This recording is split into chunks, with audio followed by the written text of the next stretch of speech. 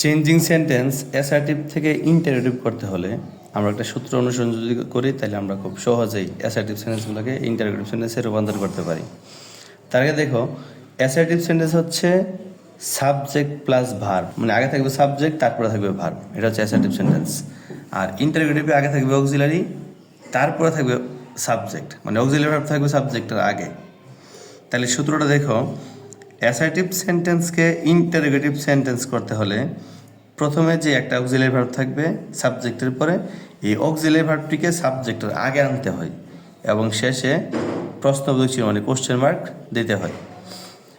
এই কথাটা মনে রাখতে হবে। বিশেষ দ্রষ্টব্য নোট দেখো, অ্যাসার্টিভ সেন্টেন্স যদি হাবোধক হয় তাহলে ইন্টারোগেটিভ হবে নাবোধক, অ্যাসার্টিভ সেন্টেন্স যদি নাবোধক হয় তাহলে ইন্টারোগেটিভ হবে হাবোধক।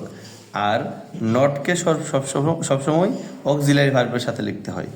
আর ইন্টারোগেটিভে যখন আমরা অক্সিলারির সাথে নট লিখবো সাবজেক্টের আগে, তখন আমরা অ্যাপোস্ট্রফি মানে কমার মতো দেখো উপর একটা চিহ্ন, এটা হচ্ছে অ্যাপোস্ট্রফি, এই অ্যাপোস্ট্রফি দিয়ে আমরা যুক্ত করে লিখব।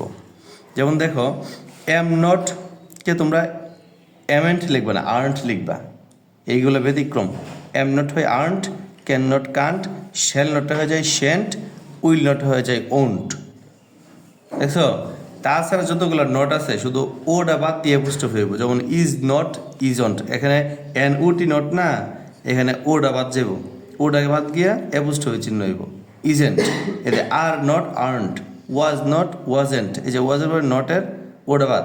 এরকম were not weren't, have not haven't, has not hasn't, তারপরে had not hadn't, do not don't, does not doesn't, did not লেখা ডিডেন্ট লিখতে হবে, শুডন্ট, এরকমভাবে wouldn't, couldn't, mightn't, mayn't, mustn't, needn't, oughtn't, daren't, এই সবগুলো হচ্ছে অক্সিলারি ভার্ব। সবগুলো কি অক্সিলারি ভার্ব, এগুলোর সাথে কীভাবে নট লিখতে হয় এই জিনিসটা মনে রাখতে হবে।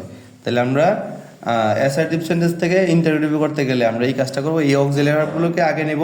যদি সেন্টেন্সটি হাবোধক হয়, মানে সেন্টেন্সটি নট না থাকে, তাহলে আমরা অক্সিলারি নট লিখবো সাবজেক্টের আগে।